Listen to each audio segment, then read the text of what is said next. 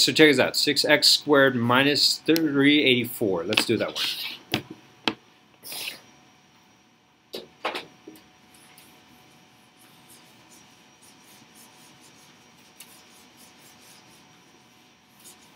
Trying to get an understanding of what you're talking about, Alana. Let's do that. 6x squared minus 384 equals 0. So what are you saying? You want to divide the 6 first? Sophia, I will check out 3.7 after I finish off with Alana. But what are you saying, Alana? You want to divide the 6 first?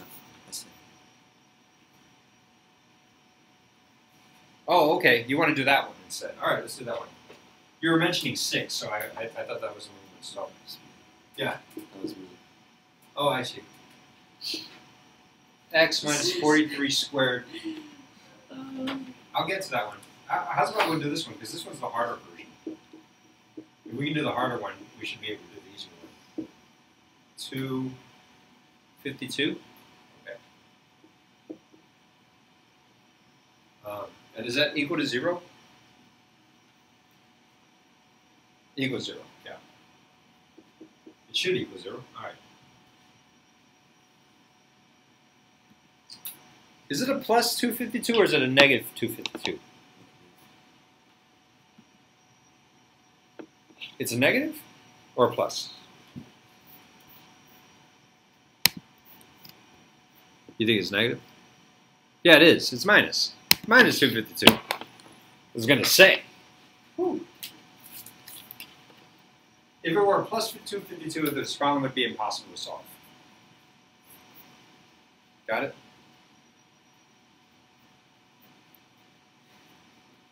Here. I'll tell you what.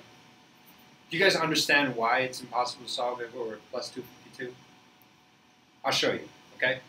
Watch. It's interesting. Let's pretend that it was a plus 252. This right here is in vertex form, right? Correct. What does the 252 do? Or here, let's do this. What does the 43 do to the problem? This is a problem. So what does this 43 do to it? It's inside the parentheses.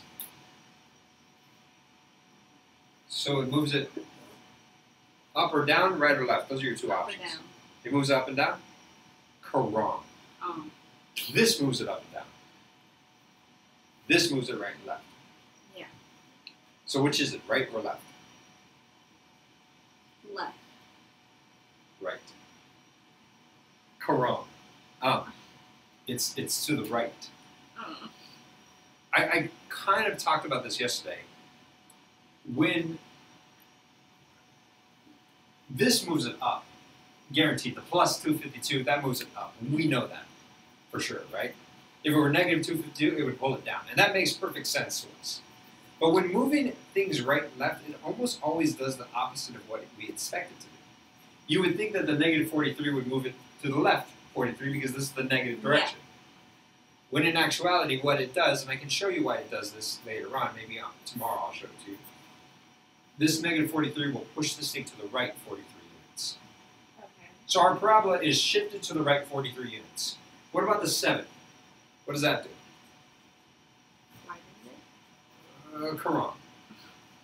It vertically stretches it, making it skinnier, actually.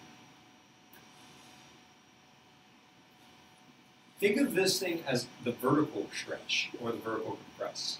Remember me and my gummy bear fetish? Do you know about my gummy bear fetish? Thanks for letting me know that. Well, I mean, it's not like a fetish, like a weird fetish. It's just like, I didn't discuss gummy bears with you? No. Then you must have not watched the archives, because I know that I've covered gummy bears in the archives like 4 times already. Yeah. Okay, you haven't watched the archives. I've watched them. Okay. Up to Unit 2. Make sure you watch the archives, because it's important. Yeah, Alana's like, everyone's like, yes, you did, you so did. Okay, yeah, all right. All right, okay, let me get to your question in just a second, Sophia. But let me talk to you about gummy bears real quick, Cameron, do you know the gummy bear story? Mhm. All right. See this 7? What it does is it's like taking a gummy bear, and imagine I have one of those giant gummy bears. Have you ever seen one of those? It's like 2 pounds. I've only seen it on the internet, but it's amazing. I want to get one. I really don't like sweets that much, but I mean, I want to get one for demonstration purposes. But if I had a giant gummy bear, and how do you eat gummy bears? I know how I eat them. There's a correct way to eat them. You take them, the little ones, of course, and you pull them and say, no, don't hurt me. Ah! And then you rip off the head, you eat the head, and then you eat the body. Come on, I know you do it. You've done it once. Yeah. There's a correct way to do it, right? Right. And so what you're doing is you're taking the gummy bear and you're vertically stretching it. And what does that? What happens to like the thickness of the gummy bear? It gets small. It gets skinnier. Exactly. That's what this 7 is doing. Okay. It's vertically stretching a gummy bear, or the parabola. So your parabola is no longer this regular parabola. It is now this parabola. A lot of people like to think of it as getting, skinnier. I don't like thinking about that concept. I like thinking about the concept of vertically stretching. And I keep on reinforcing this thing, and I keep on telling you the same story over and over again. And I have a point, but I haven't gotten to that point yet.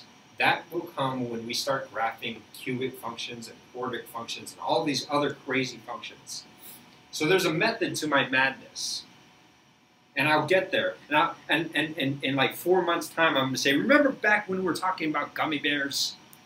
And he'll be like, oh, now I see why he made such a weird point about this gummy bear thing. But does this make sense to you? Yeah.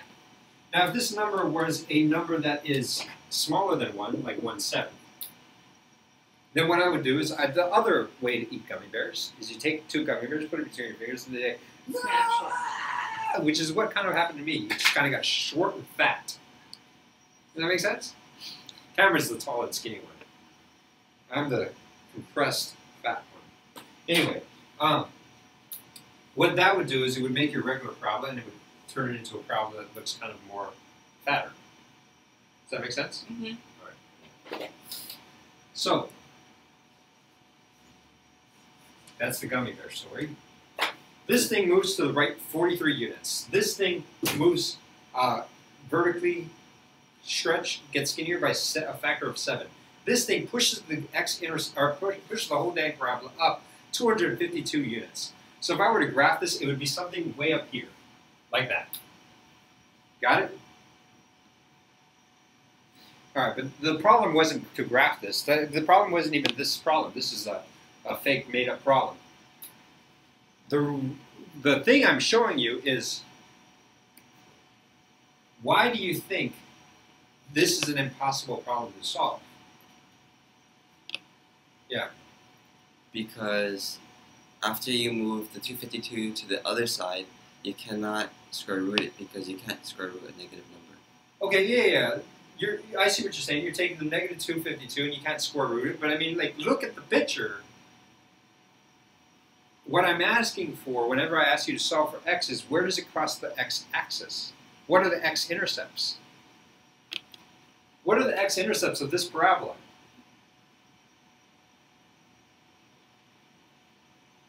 There are none. Sophia's absolutely right. The vertex is too high up. Is this thing ever going to cross this line down here? It's going to come down and go up, and that's it. Yeah. But it's never, ever going to cross the x-axis. Now, if it were a negative 252 flipped upside down, then it might. Or not negative 252. If it were a negative 7x, I'm sorry, the negative 252 would pull it down. But if it were negative 7x and a positive 252, then it will cross the x-axis. Does that make sense? Mm-hmm. I have this same parabola just upside down, and it will cross at 2 points. Mm-hmm. Are we cool? All right. So, let's solve the problem the correct way, which Alana was trying to get me the wrong way. There's a negative there. All right.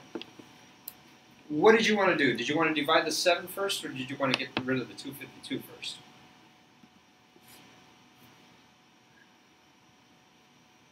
I know I told you the store story just yesterday. Were you not here for the third story? Were you not here for yesterday's lecture? No. That's I too missed bad. It was it. an amazing lecture. I don't want to tell you too many stories today because I only have half an hour left. But the Thor story is here's the moral of the story is basically you peel this thing off in layers. And you start off with the furthest layer from the X. So the furthest guy from the X is the 252. The next closer one is the 7, and then the closest one is the 43.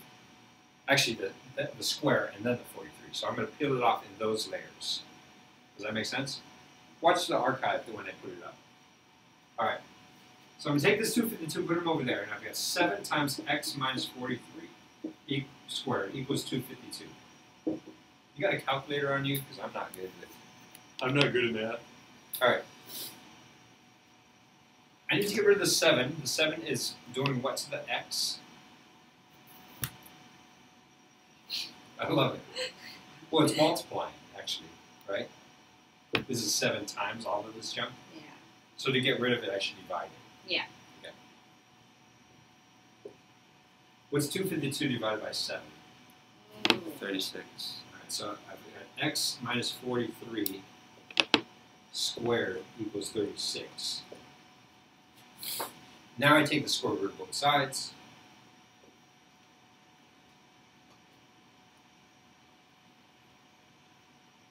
What's the square root of 36?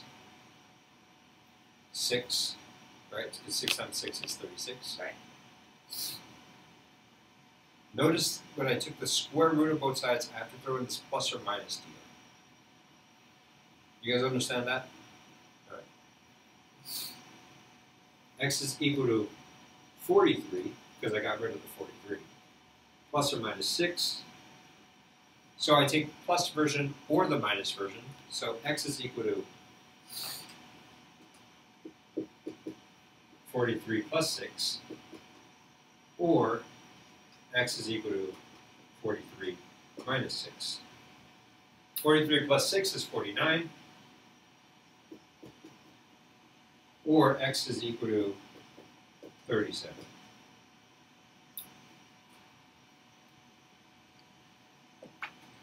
Alana, does that answer your question? All right, let's take a look at what Sophia's.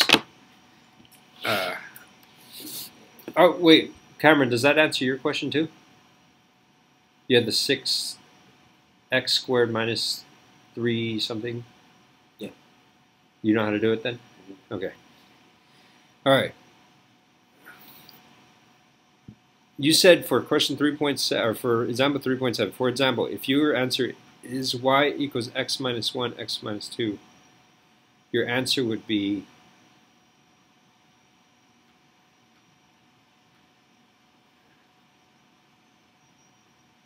oh. Yeah, I got those absolutely wrong.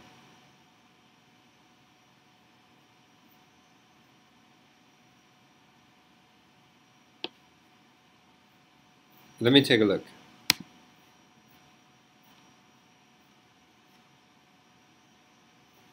$3.7. I must have messed up the instructions. That whole negative thing got me a little twisted. I'm surprised that not other people are here. I've called a lot of people and they said they would be here. I forgot exactly who I called and they told me they would be here, but they're not.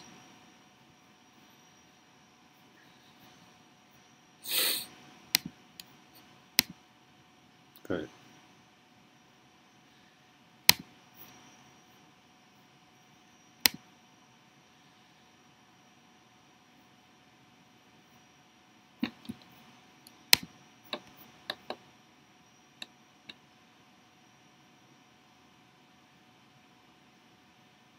Okay, this should be.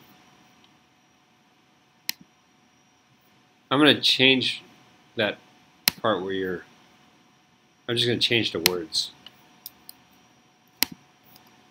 All right, anyone else have any other questions? No other questions. You guys get everything in math.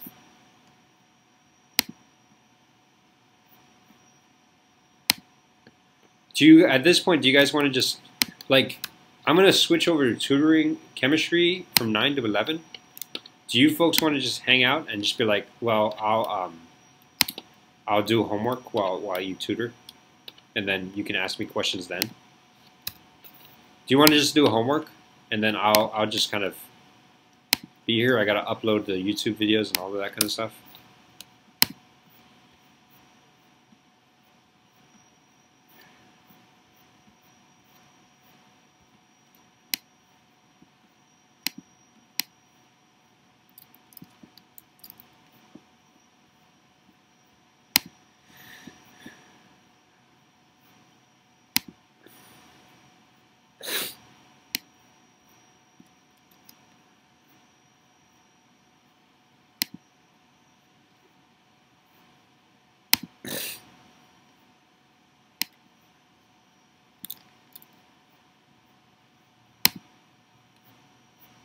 All right.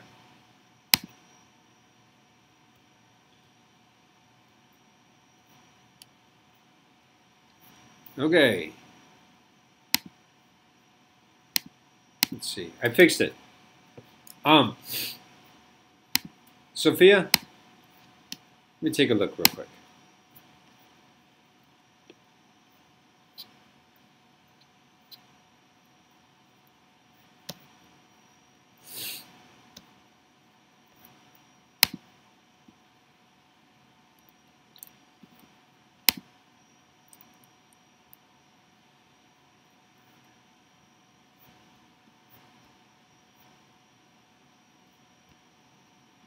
So that was 12 points.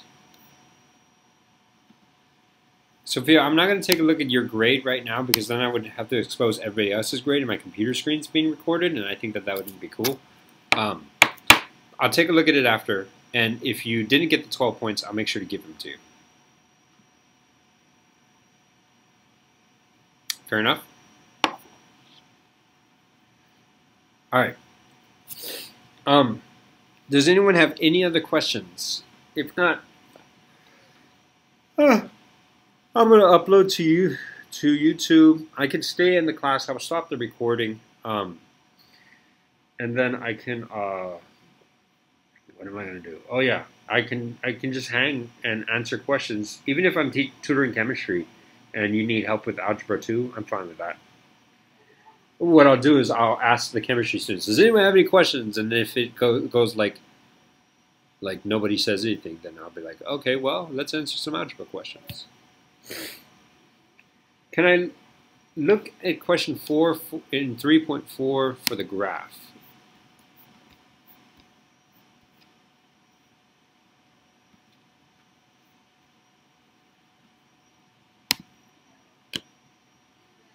Sorry.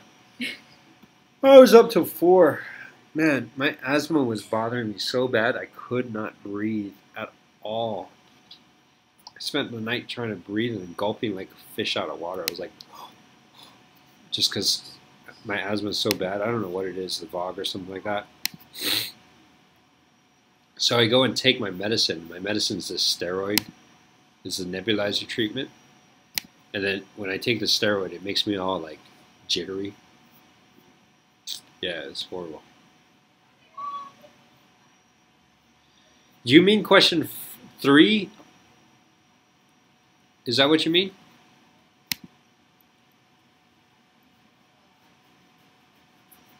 Not question 4, but in question 3? Oh. The reason why you haven't gotten points is because I haven't finished grading it yet. When was this due?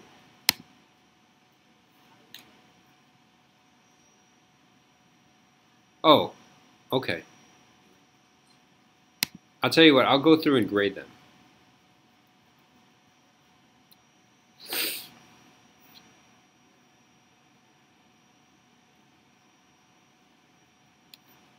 No, nothing was, I'm sure nothing's wrong with it. I'll go and grade it. It sounds to me like I got a lot of grading and a lot of fixing of things to do. Do you mind if I end? Or I'm going to stop the recording. Sounds like it's kind of wound down.